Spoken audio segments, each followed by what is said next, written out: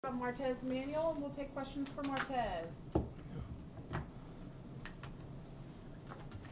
Martez, has it always been kind of a dream to come here to SEC Media Days and do all this? How's it feel to be down here?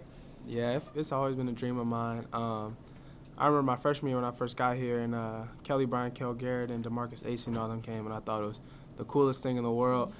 And I didn't want to assume that Coach Drink was going to bring me, so I didn't really get my hopes up. And then when he asked me, I got real excited about trying to play it cool in front of him. But yeah, it's always been a dream of me to come down here, and I'm really happy to be here. How does it feel to know that he thinks you're the best dressed on the team?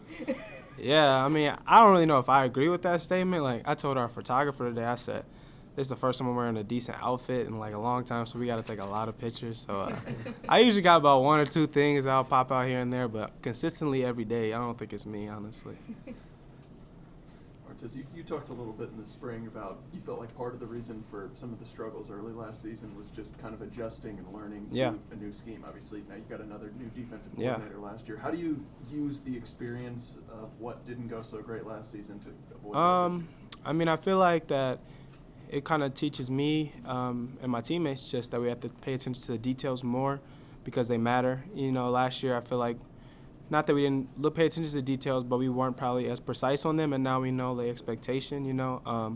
I feel like for me it's kind of an advantage because, I mean, there's not that many defenses, and so this being my third defensive coordinator, I can kind of tie things together, help me remind me of plays, stuff like that, you know what I mean. And I also think that'll be a great benefit for me when I go to the next level, you know, being able to say that I played for 3 different defensive coordinators who run completely different stuff is, you know, kind of bizarre in 4 years of college, you know. So, yeah. You've obviously worked with Coach Baker more now Mm-hmm. than when we last talked to you at the beginning of spring practice. What has his role kind of been like in terms of, I know he talked about wanting to keep things somewhat cohesive, but also kind of put his own fingerprints on it. What does that look like? He's done just that. He's done things like Drink said. He's done things that's worked for us last year and added things that he feels like can help us this year. His defense is not super hard to understand, I would say. I'm kind of picking it up on the fly and continue to study. I really can't answer that question fully, so I have to check back in with you once we get to fall camp, and I can kind of rep that live because I didn't do the spring, so I haven't repped his defense, you know. But I'm excited to be able to work with him. And off the football subject, he's a great dude, has a great family, really cares about us, and I can feel that in the short time that he's here. I think he gets back in town tomorrow, so I was going to go lock in with him for a few hours, go to catch up and stuff. You talked a lot before spring as well about, you know, with how much college football and players can move around right now with the transfer portal, the importance of building a bond. How do you think that's been accomplished so far through spring, and how do you expect it to continue? I think we built a bond, like Coach Drink said, through brotherhood and ball. We every Wednesday we have food trucks and we have games, and we're just all spending time together. There's no to-go boxes. I remember we had a crawfish broil, and a lot of people haven't had crawfish. I had never had it, and we were just kind of laughing over, you know, eating it, and people not wanting to try it because it looked gross, stuff like that.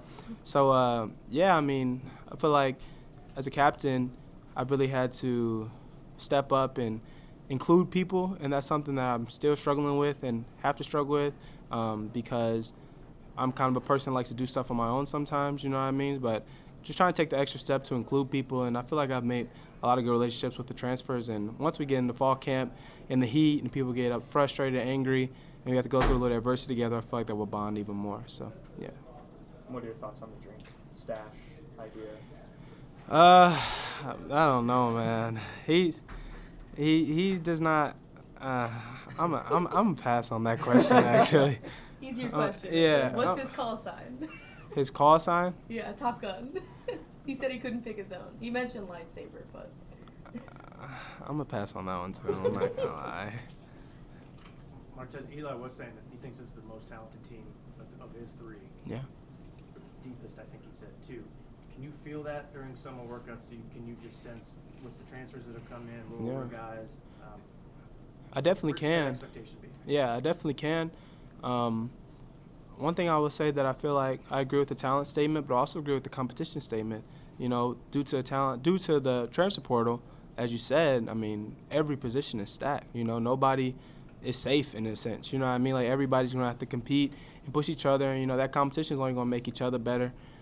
Somebody pushing me is going to help me push somebody else. You know, me being pushed by somebody who wants my position is going to make me work harder with Barrett when we're on the field and make him better, you know? So it's just a domino effect, really. And I can't really say an expectation. You know, I've been here a lot of years, and I've seen people say that we're going to be great, people say we're going to be bad, and every time it's the opposite, you know what I mean? So I'm just kind of just going to be the person to spread that message, just show up every day and work and let the outcomes speak for themselves, you know? You mentioned the transfer portal, obviously.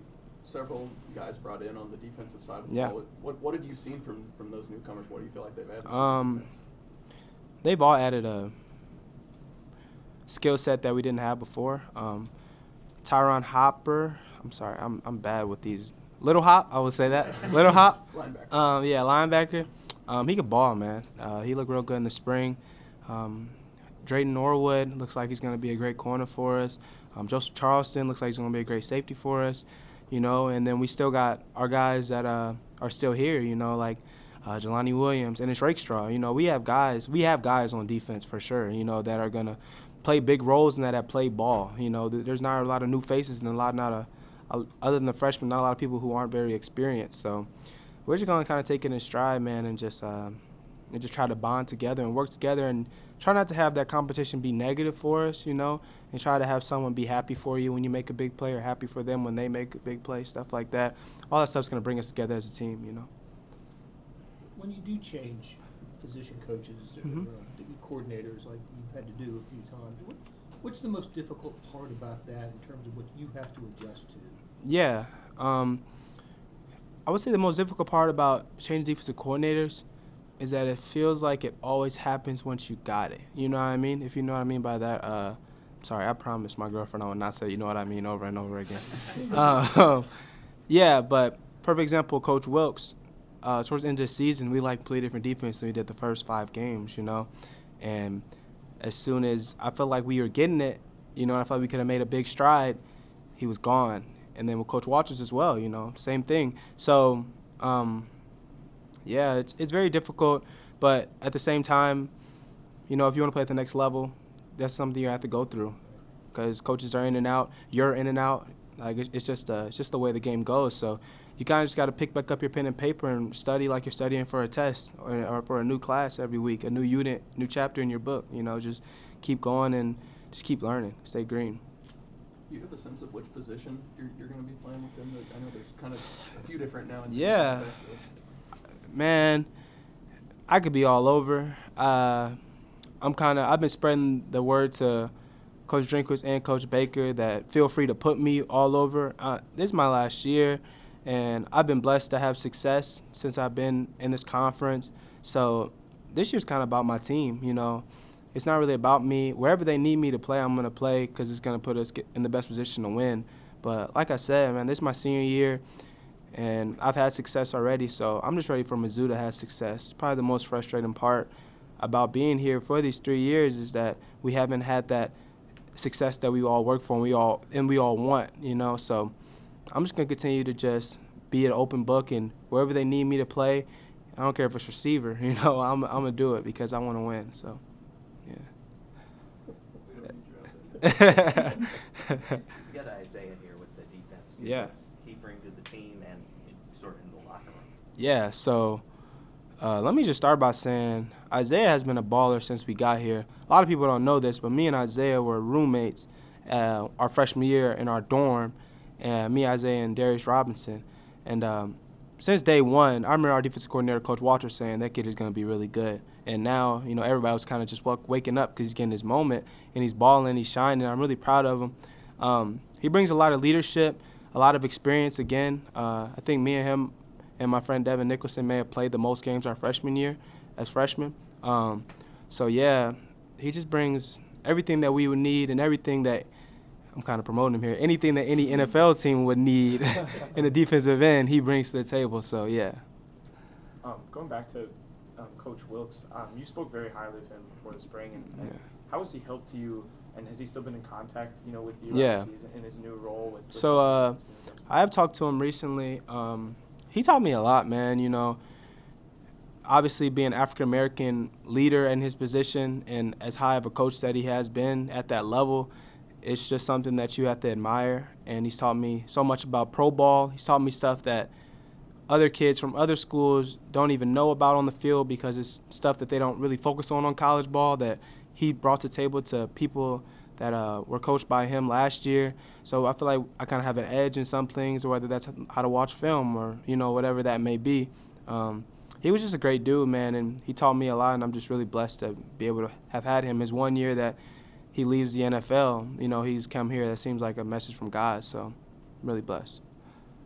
Martez, you kind of touched on this, but for you guys that have been on a team for 3 or 4 years, Yeah. Missouri's pretty much been a 500 team Yeah. since then. Yeah. What's that like? Because you're never bad. Yeah. But a step away from being, in that upper echelon.